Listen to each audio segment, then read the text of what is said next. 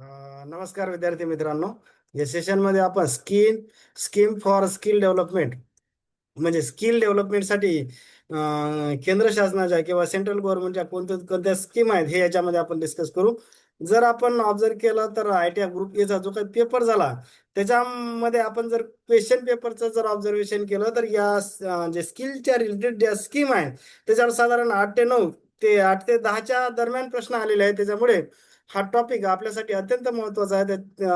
तर जे विद्यार्थी माझ्या चॅनलला पहिल्यांदा व्हिजिट करत असतील त्या विद्यार्थ्यांना रिक्वेस्ट आहे की जर लेक्चर चांगले वाटत असतील तर चॅनलला नक्कीच सबस्क्राईब करा आणि माझ्या प्लेलिस्टमध्ये जाऊन आपण ITI प्रिन्सिपलच्या रिलेटेड काही म्हणजे बरेच लेक्चर टाकलेले आहे मी. त्याचा आपण ॲडव्हान्टेज घेऊ शकता. तर कुठलाही टाइम न वाया घालवता लगेच आपण लेक्चरला सुरुवात करू. आता स्कीमच्या अगोदर आपण जनरली ज्या स्किल रिलेटेड स्कीम आहेत ह्या MSD मंत्रालयाच्या अंतर्गत आहेत. त्याच्यामुळे आपण एक MSD मंत्रालय त्याची इस्टॅब्लिश म्हणजे हे सुद्धा प्रश्न येऊ शकतो की MSD मंत्रालयाची स्थापना कधी झाली वगैरे. त्याच्यामुळे ज्या स्कीम आहे स्किल रिलेटेड त्या जनरली या मंत्रालयाच्या अंतर्गत असतात किंवा ते मंत्रालय त्याचं इम्प्लिमेंटेशन करते. त्याच्यामुळे आपण थोडीशी याची माहिती घेऊ. MSD म्हणजेच काय, ministry of skill development and entrepreneurship. त्याची स्थापना 9 नोव्हेंबर 2014 ला. हे थोडं इस्टॅब्लिशमेंट इयर सुद्धा लक्षात ठेवा कारण की स्किलच्या रिलेटेड आहे आणि नवीन मंत्रालय आहे म्हणजे त्याच्यामुळे त्याच्यावर सुद्धा इस्टॅब्लिशमेंट वगैरे येऊ शकतो. आता याची रिस्पॉन्सिबिलिटी काय आहे? Responsible for the coordinating all the skill development across the country.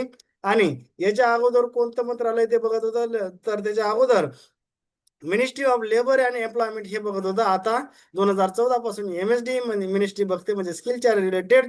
साध्या भाषेत सांगायचं तर कोऑर्डिनेशन हे मंत्रालय करते. म्हणजे काही स्कीम असतील किंवा ट्रेनिंग असेल तर या गोष्टी आता MSD मंत्रालयाच्या अंतर्गत येतात. आता त्याच्यातली पहिली जी स्कीम आहे CTS, ज्याला आपण म्हणतो क्राफ्ट्समॅन ट्रेनिंग स्कीम, 1950 ला सुरुवात झाली होती. आता त्याचा ऑब्जेक्टिव्ह काय होता?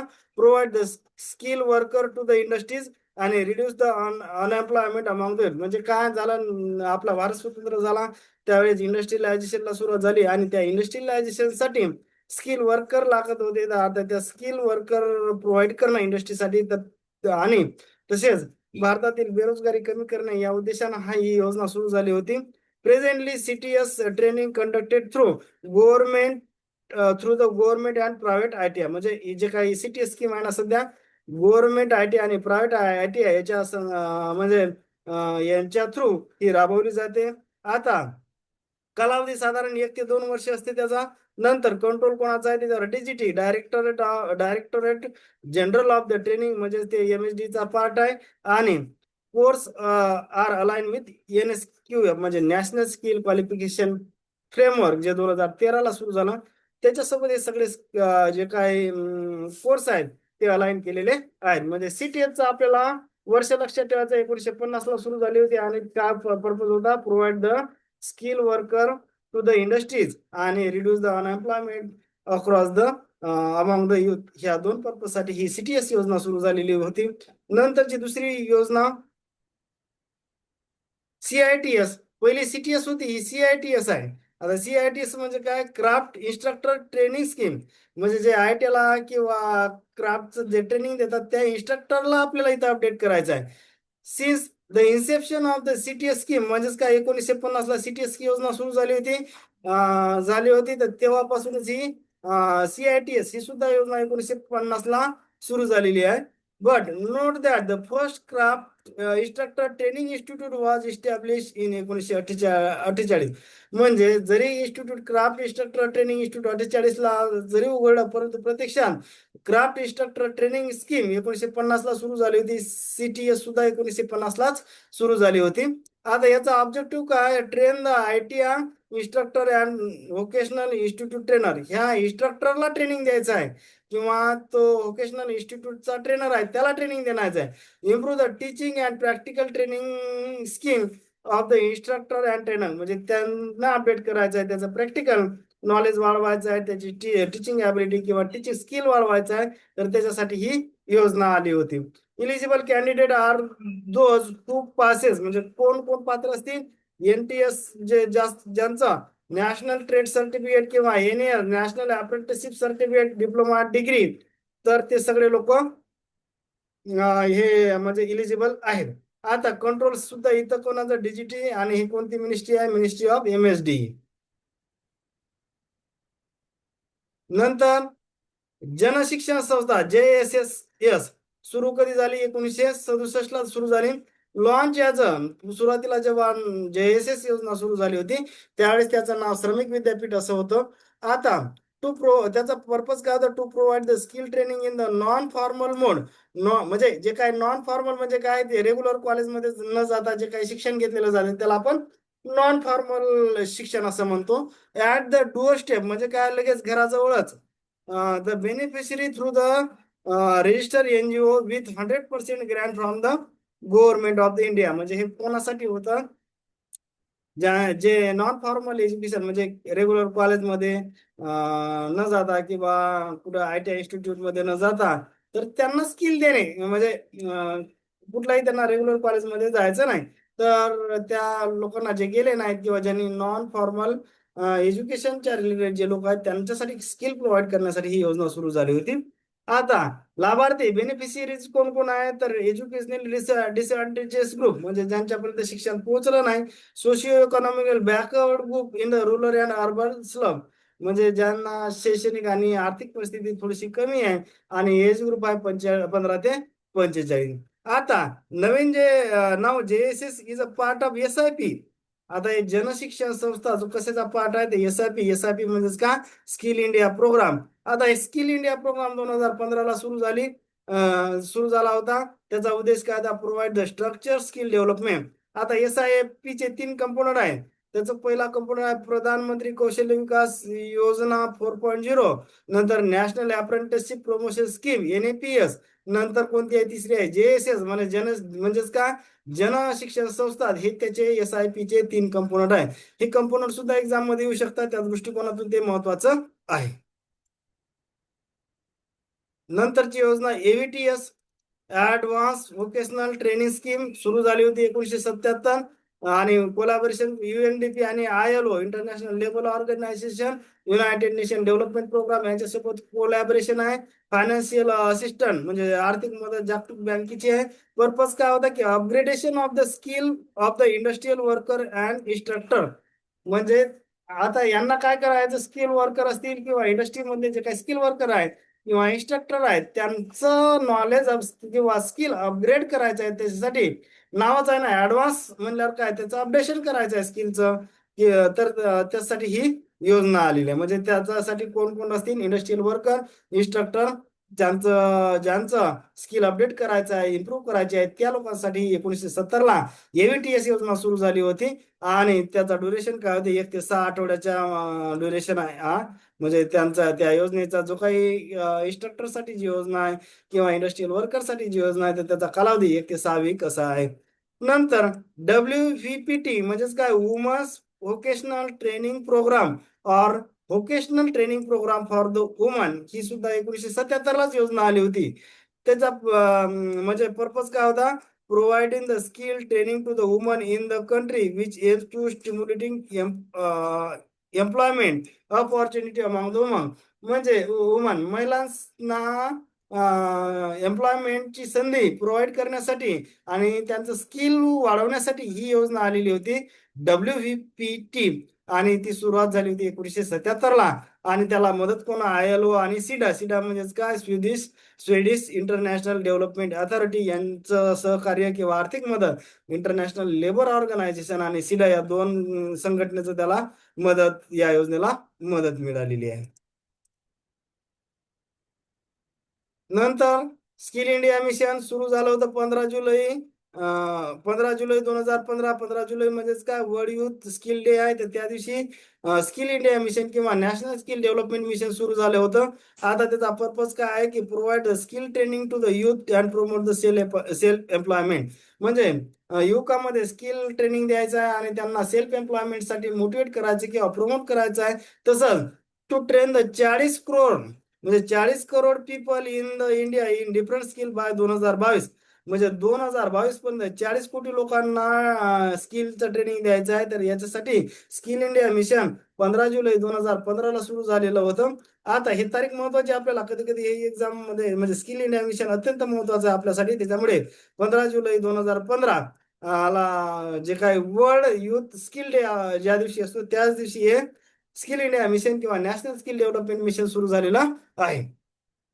आता पार्ट्स कोणकोणते आहेत, कधी कधी याच्यावर विचारते, पार्ट्स किंवा component of skill India mission. मग त्याचा कोणत्या, पहिला प्रधानमंत्री कौशल्य विकास योजना, नंतर PMKK म्हणजे प्रधानमंत्री कौशल्य केंद्र, JSS Jan Shikshan Sanstha, NAPS national apprenticeship promotion scheme, Sankalp म्हणजे काय skill acquisition and knowledge awareness for the livelihood promotion, strive skill strengthening for the industrial value enhancement, नंतर SLS skill loan scheme, DDU-GKY म्हणजे दीनदयाल उपाध्याय ग्रामीण कौशल्य विकास योजना, नंतर ISDS म्हणजे creation of of Indian skill development service, नंतर RPL recognition of the prior learning, नंतर SIDH किंवा सीध स्किल इंडिया डिजिटल हब, नंतर रोजगार मेळा, NSQ national skill qualification framework, CTS क्राफ्ट्समॅन training scheme, ITI industrial training institute, PM सेतू म्हणजे prime minister सेतू, हे सगळे कंपोनंट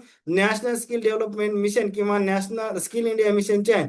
तर कधी कधी हे कंपोनंटचे नाव सुद्धा आपल्याला लक्षात ठेवावे लागतात. याच्यावर सुद्धा प्रश्न येते की एखादा स्किल इंडिया मिशनचा यातला कोणता कंपोनंट नाही, म्हणजे आपल्याला कोणते कंपोनंट आहेत हे माहित असणं गरज आहे, किंवा पार्ट्स स्किल इंडिया मिशनचा कोणता पार्ट नाही. मग एक आपल्याला सगळे कोणते पार्ट्स आहेत ते माहित असणं पाहिजे, म्हणजे हे नाव सुद्धा आपल्याला लक्षात घेणं इथं अपेक्षित आहे. नंतर प्रधानमंत्री कौशल्य विकास योजना महत्वाची योजना आपल्यासाठी. RPL is the component of प्रधानमंत्री कौशल्य विकास योजना. आता RPL म्हणजे काय, recognition of the prior learning. याचा साधा अर्थ काय, की ज्या लोकांनी फॉर्मल एज्युकेशन घेतलं नाही आणि इनफॉर्मल एज्युकेशन घेतलं, म्हणजे आता इनफॉर्मल एज्युकेशन कशा थ्रू घेऊ शकतात ते, म्हणजे वडिलोपार्जित असू शकते किंवा आपल्या अनुभवातून असू शकते, किंवा आपल्या काही प्रॅक्टिसेस मधून घेतलेलं असू शकते. तर त्यांचं आतापर्यंत काय होतं की त्यांना असं मान्यता नव्हती, तर त्यांना सुद्धा मान्यता देण्यासाठी हे RPL म्हणजे recognition of the prior learning हे कन्सेप्ट आलेला आहे. म्हणजे एखाद्या व्यक्तीनं फॉर्मल इनफॉर्मल स्किल घेतलेलं असेल तर त्यांना सुद्धा मान्यता देण्यासाठी. नाहीतर काय होतं बऱ्याचदा की त्यांना क्वालिफिकेशन नसते त्यांच्याजवळ, कारण की त्यांनी फॉर्मल स्किल घेतलेलंच नाही ना, त्यांनी इनफॉर्मल घेतलेलं आहे. म्हणजे वडिलोपार्जित स्किल आलेलं असेल किंवा त्यांनी त्याच्या स्वतःचा अनुभव, परंतु त्याच्याकडं विशेष असं सर्टिफिकेट किंवा मान्यता नाही, तर त्या लोकांसाठी RPL म्हणजे recognition of the prior learning he concept आलेली आहे. आता हे सुद्धा कधी सुरू झालं बघा, प्रधानमंत्री कौशल्य विकास योजना याची तारीख फार महत्वाची आपल्यासाठी. जसं स्किल इंडिया मिशन 15 जुलै 2015 ला, त्याच दिवशी सुद्धा आपली प्रधानमंत्री कौशल्य विकास योजना ही सुद्धा सुरू झालेली आहे. मंत्रालय कोणता, MSD. आता त्याचा उद्देश काय, provide the free short term duration training certify skill through the RPL and enhance the youth employability across the India. म्हणजे काय करायचं, शॉर्ट टर्म ट्रेनिंग द्यायचं आहे त्यांना मोफत, त्या certify skill through the RPL, आणि त्यांचं जे काय सर्टिफिकेशन आहे ते RPL म्हणजे research prior recognition of the prior learning through, त्याला सर्टिफिकेशन म्हणजे सर्टिफाय करायचं आहे आणि युथ एम्प्लॉयबिलिटी वाढवायची आहे पूर्ण भारतात. तर हा पर्पज ना प्रधानमंत्री कौशल्य विकास योजना ही सुरू झालेली आहे.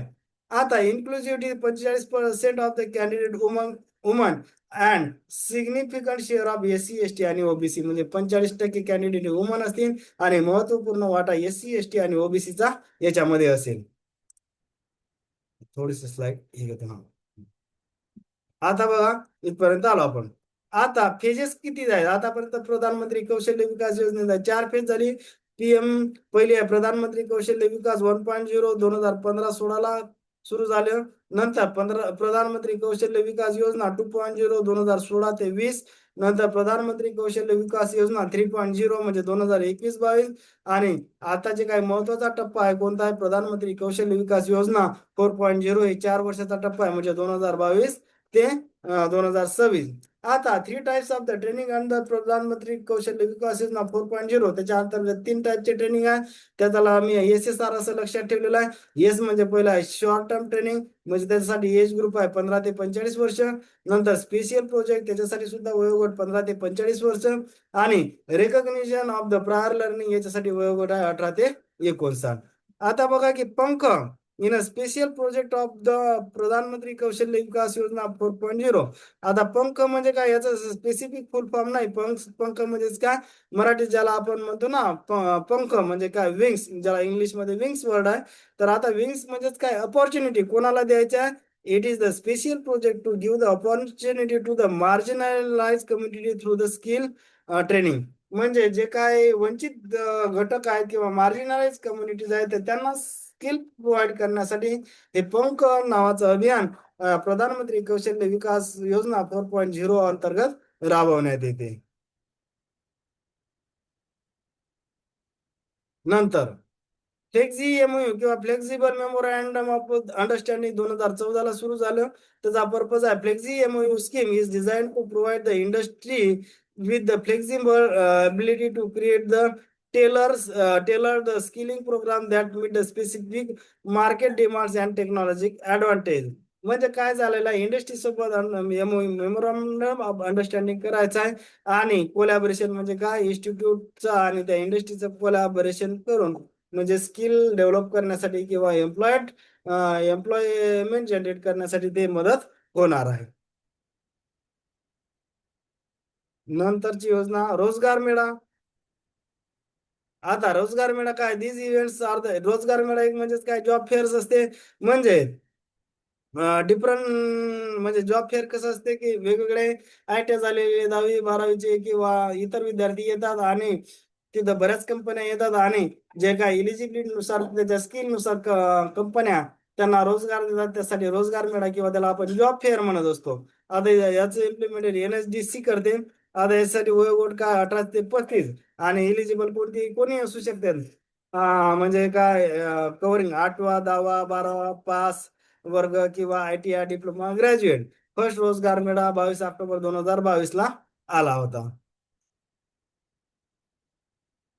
नंतर आहे ESA, म्हणजेच काय म्हणतो आपण त्याला, अस्पायरेशनल स्किलिंग अभियान 2018 सुरू झालेलं होतं. पर्पज आहे, the programme involve the identification of the challenge for the skill development and co creating customize solution to help the district overseas this challenge. म्हणजे काय की प्रत्येक म्हणजे जिल्ह्यामध्ये काय म्हणजे काही स्किलच्या डेव्हलपमेंटच्या रिलेटेड काही चॅलेंजेस आहेत का, आणि त्याच्या अनुषंगाने काही सोल्युशन प्रोव्हाइड करता येतात का, याच्यासाठी अस्पायरेशनल स्किलिंग अभियान 2018 सुरू झालेलं होतं. आता त्याचा ऑब्जेक्टिव्ह काय, दुसरा एम काय, mapping of the skill profile of the district, appraisal of the district skill ecosystem. म्हणजे काय करायचं आहे की त्या जिल्ह्यात स्किलच्या रिलेटेड अशी इकोसिस्टीम म्हणजे काय, तसं एन्व्हायरमेंट क्रिएट करणे. त्यासाठी अस्पायरेशनल स्किलिंग अभियान ASA 2018 सुरू झालेला आहे. नंतर सगळ्यात महत्वाची योजना DDU-GKY म्हणजे दीनदयाल उपाध्याय ग्रामीण कौशल्य योजना सुरू झाली होती 25 सप्टेंबर 2014 आणि त्याचं इम्प्लिमेंटेशन कोण करते, रुरल डेव्हलपमेंट. हे MSD मंत्रालय याचं इम्प्लिमेंटेशन करत नाही, तर मिनिस्ट्री ऑफ रुरल डेव्हलपमेंट हे DDU-GKY या योजनेचं इम्प्लिमेंटेशन करते.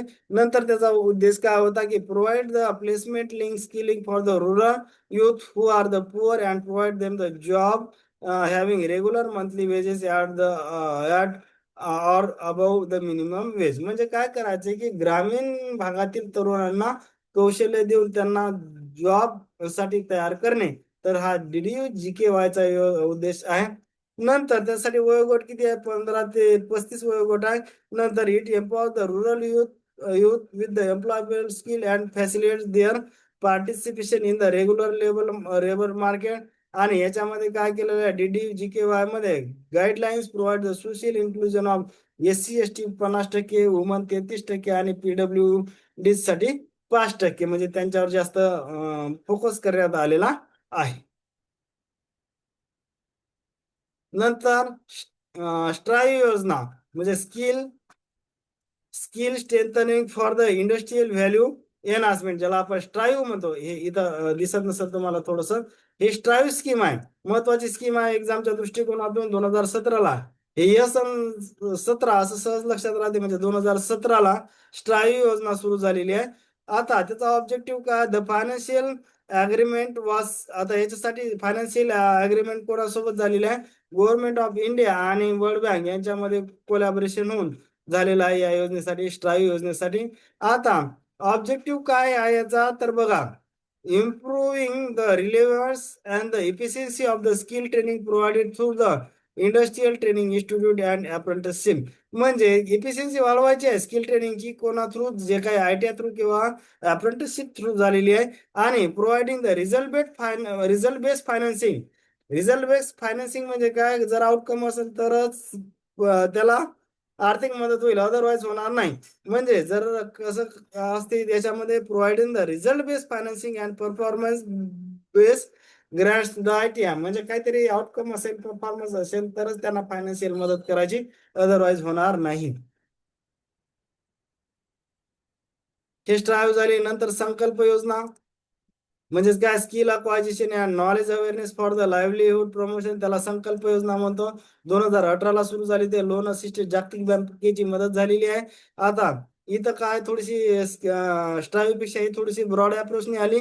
To to enhance the quality and quantity of the short-term skill training by the strengthening institute, improve market connection, and ensuring the including marginalized section of the society. आता याच्यामध्ये त्याचे काय result areas आहेत. त्याचा पहिला आहे institutional training at national, state and district. म्हणजे जे काय ITI वगैरे किंवा टेक्निकल इन्स्टिट्यूट आहे ना, त्यांना थोडंसं बळकट किंवा स्ट्रेंथ त्यांची वाढवायची आहे. नंतर quality assurance of the skill development programme, जे काही स्किल डेव्हलपच्या रिलेटेड प्रोग्राम आहे त्याची क्वालिटी सुधारण्याचा प्रयत्न करणे. Inclusion of the marginalise population skill development programme, म्हणजे जे काय वंचित घटक आहेत किंवा ज्यांच्यापर्यंत स्किल आणखी फारसं प्रोव्हाइड केलेलं नाही, तर त्या घटकांना स्किल डेव्हलपमेंट प्रोग्राम साठी प्रमोट करणे. तर हे 2-3 घटक आहेत.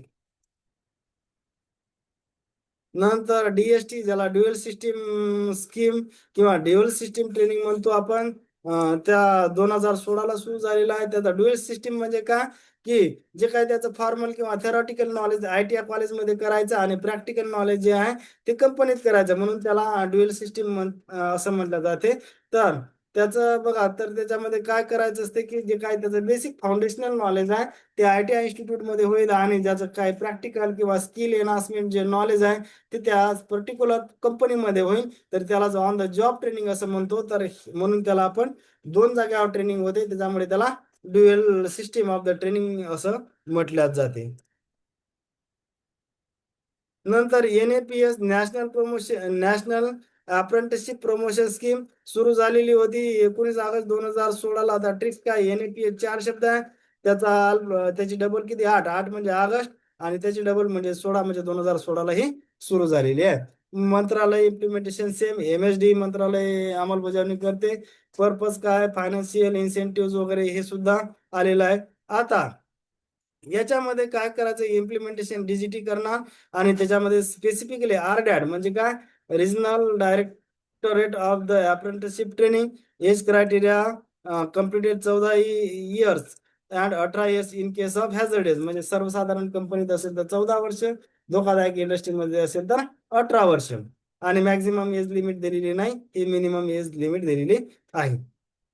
याचे कंपोनंट 2 असतात, म्हणजे OJT, म्हणजे बेसिक ट्रेनिंग, आणि OJT. बेसिक ट्रेनिंग म्हणजे काय, की त्याचं जे काही त्या ITI कॉलेजमध्ये जे काही ट्रेनिंग होते ते बेसिक ट्रेनिंग म्हणतो आपण. आणि OJT म्हणजे काय, जे काही ऍक्च्युअल वर्क प्लेस किंवा त्या कंपनीमध्ये जे काही ट्रेनिंग होईल त्याला ऑन द जॉब ट्रेनिंग असं म्हणतो आपण. आता याच्यामध्ये एक्झाम मध्ये हे रिम्बर्समेंट म्हणजे विचारतात. आता इथं 2च व्हॅल्यू लक्षात ठेवायचे आहे. 25% of the prescribe stipend subject to maximum 1500 रुपये per month per apprenticeship by the government to the all employers who engage the apprenticeship. साधा अर्थ आहे की ज्या कंपनीनं त्याला अप्रेंटिसशिप प्रोव्हाइड केलं, तर ते प्रत्येक कॅन्डिडेट माग 25% किंवा मॅक्झिमम 1500 रुपये पर कॅन्डिडेट असं त्या म्हणजे जो कंपनी असेल त्या कंपनीला ते पैसे गव्हर्नमेंट देते. तर इथं आपण व्हॅल्यू कोणत्या लक्षात ठेवायच्या? 25% आणि 1500 रुपये. आता जर त्याचं बेसिक ट्रेनिंग असेल तर 7500 रुपये एवढं मिळणार. आणि हे आणि किती घंट्यासाठी? तर ते 500 घंटे. हे 7500 आणि 500 हे दोन व्हॅल्यू सुद्धा आपण लक्षात ठेवायचं आहे. म्हणजे आला तर क्वेश्चन जनरली इथे येते. नंतर PMKK म्हणजे काय? प्रधानमंत्री कौशल्य केंद्र सुरू झालं होतं 2017ला. पहिलं केंद्र होतं दिल्लीला. आणि त्याच्यामध्ये बघा PMKK are the training model centre in the every district. प्रत्येक जिल्ह्यामध्ये ट्रेनिंग मॉडेल आहे ते अक्रॉस द कंट्री. त्याचा उद्देश काय होता की एम्प्लॉयबिलिटी वाढवायची आहे. नंतर PM सेतू म्हणजेच काय? Prime minister skilling and employability transformation through upgraded ITI सुरू कधी झालं? 2025 म्हणजे आताची योजना आहे ही. म्हणजे त्याचे दोन कंपोनंट दिले की पहिलं कंपोनंट आहे की 1000 ITIचं काय? गव्हर्नमेंट ITIचं अपग्रेडेशन करायचं आहे. किती? 1000 ITIचं. नंतर दुसरा कंपोनंट आहे काय? Capacity augmented of the 5 national skill training institute. कोणत्या? भुवनेश्वर, चेन्नई, हैदराबाद, कानपूर आणि लुधियाना. म्हणजे दोन कंपोनंट. पहिला कंपोनंट आहे की 1000 ITIचं गव्हर्नमेंट ITIचं अपग्रेडेशन करायचं. आणि दुसरा पर्पज काय आहे की 5 नॅशनल स्किल ट्रेनिंग जे आहे तर त्यांचं थोडंसं एनहान्समेंट किंवा ऑगमेंटेशन करायचं. तर हे दोन कंपोनंट PM सेतूचे आहेत. नंतर RSETIZ म्हणजेच काय? Rural self employment training institute. 1982 ला सुरू झालं. मंत्रालय कोणतं होतं? Rural development. याचं MSD नाही याचं. नंतर RCT provide the short duration practical and resident training for the unemployed rural age group. किती? 18 ते 50. म्हणजे काय की ग्रामीण भागातील जे काय 18 ते 50 वयोगटातील जे हे आहेत लोक आहेत तर त्यांना काय करायचं? शॉर्ट टर्म ट्रेनिंग प्रोव्हाइड करायचं आहे की आणि त्याच्या थ्रू थोडंसं एम्प्लॉयमेंट वाढवण्यासाठी ही 1982 ला ही योजना सुरू झालेली आहे. नंतर SIDH सीध म्हणजेच काय? Skill India digital hub. आता त्याच्यामध्ये साधा भाषेत स्किल इंडिया डिजिटल हब म्हणजेच काय? जे काही स्किलच्या रिलेटेड आहे तर त्याचं एक सिंगल एक सेंटर ठेवायचं आणि तिथं डिजिटलच्या स्वरूपात सगळं डेटा ठेवून येतं. त्याला आपण SIDH म्हणतो. आता म्हणजे हे पूर्ण वाचत नाही मी. म्हणजे काय? To integrate the training assessment certification and other skill development related to service on a single digital platform. हे सगळ्या स्किलच्या रिलेटेड एक सिंगल डिजिटल प्लॅटफॉर्म आहे तर त्याला आपण सीध म्हणलं. बाकी आपल्याला ऑप्शन बघितलं की सगळं कळते. उगाच त्याच्यामध्ये जास्त डोकं लढवायचं नाही. एक सिंगल डिजिटल प्लॅटफॉर्म स्किलच्या रिलेटेड आहे तर त्याला आपण SIDH किंवा सीध म्हणतो. स्किल इंडिया डिजिटल हब सुरू झाला होता 2023 ला. नंतर महत्वाची योजना प्रधानमंत्री विश्वकर्मा कौशल्य सन्मान योजना किंवा PM विश्वकर्मा 2023 ला सुरू झालेली होती. आता हे कशासाठी? To uplift the live of the artisan and craft person. आता परीक्षेत आर्टिसन क्राफ्ट पर्सनचं काही एक्झाम्पल आपल्याला पेंटर असेल, कार्पेंट्री असेल किंवा दुसऱ्या काही असतील तर सगळे आपण करेक्ट करणार. उगा लिस्ट पाठ करण्यात अर्थ नाही.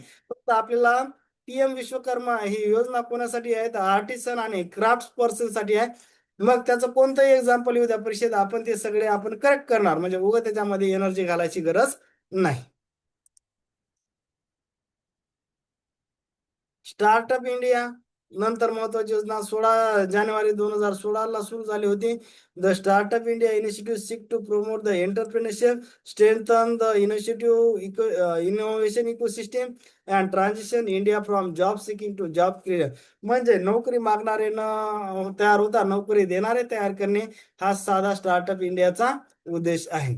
आता the programme is implemented department for promotion and industry and internal trade म्हणजे DPITT याच्याद्वारे हे इम्प्लिमेंटेशन होते. आणि याचं मंत्रालय कोणतं आहे? Ministry of commerce and industry, not MSD. MSD मंत्रालयाच्या अंतर्गत येत नाही. नंतरची स्कीम स्टँडअप इंडिया 5 एप्रिल 2016ला. दोन्ही पण स्टार्टअप आणि स्टँडअप हे 2016ला सुरू झालेले होते. आता उद्देश काय होता याचा? Scheme has been on the mission to empower SC, ST and women entrepreneurs. It aims to break the barriers by providing the bank loan. म्हणजे काय झालंय, स्पेशली SC, ST आणि वुमन साठी म्हणजे त्यांना एंटरप्रेन्योरशिप म्हणजे उद्योजकता तयार करण्यासाठी फायनान्शियल असिस्टंट प्रोव्हाइड करण्यासाठी ही योजना सुरू झालेली आहे. आता financial bank loans between 10 lakh ते 1 करोड पर्यंत मिळणार. तर म्हणजे उद्देश काय आहे याचा? की promote the entrepreneurship among the SC, ST आणि वुमन कॅटेगरीसाठी त्यांना म्हणजे फायनान्शियल लोन द्यायचे आहे. 10 लाख ते 1 कोटी पर्यंत हे लोन मिळणार आहे. आणि त्या लोनच्या सहाय्याने ते म्हणजे स्वतःचा छोटा मोठा उद्योग सुरू करतील. याच्यासाठी स्टँडअप इंडिया ही योजना सुरू झालेली आहे. नंतर NSQ national skill qualification framework 2013ला सुरू झालं. आणि याच्यामध्ये कसं असतंय की जे competency base NSQ is an outcome and competency based framework which organize the qualification according to series of level, knowledge, skill, aptitude आणि responsibility. त्याच्यानुसार याच्यामध्ये लेवलमध्ये ते मॅच करायचे. आता अशा टोटल 10 लेवल आहेत. जेव्हा सुरुवातीला सुरू झालं होतं त्यावेळेस 8 लेवल होते, सध्या 10 लेवल आहे. आणि कशाच्या बेसवर असतात त्या? म्हणजे काय, त्याचं स्किल किती, नॉलेज किती, ऍप्टिट्यूड किती, रिस्पॉन्सिबिलिटी किती, त्या बेसवर अशा 10 लेवल आहेत. फक्त 10 लेवल आहेत आणि स्किल, नॉलेज, ऍप्टिट्यूड नुसार त्याच्यामध्ये मॅच केलेलं आहे. तर त्याला आपण NSQ असं म्हणतो. त्याचं इयर सुद्धा विचारते कधी कधी. 2013ला NSQ हे सुरू झालेलं आहे. नंतर स्किल लोन मिशन 2015ला सुरू झालेलं होतं. To support the youth who wish to go through the skill training program in the country, to ensure the access of the institutional credit to aspirant to pursue the skill courses, especially higher end free base skilling course for the new age skilling. आणि त्यांना तो loan किती पर्यंत असते की बघा, आहे लोनची लिमिट दिलेली आहे 1.5 टू 7.5 लाख. आणि मिनिमम त्याच्यासाठी लोन किती आहे तर मिनिमम 5,000 म्हणजे 5,000 ते आता सध्या 7.5 लाखापर्यंत लोन याच्यामध्ये देण्यात आलेलं आहे. तर होप करतो, आता मोठं लेक्चर झालेलं आहे कारण की पण महत्वाच्या स्कीम आहेत. तर बऱ्यापैकी मी फास्ट मध्ये सांगितलं. तर काही फायदा जर होत असेल तर चॅनलला लाईक, सबस्क्राईब आणि शेअर करायला विसरू नका. थँक्यू.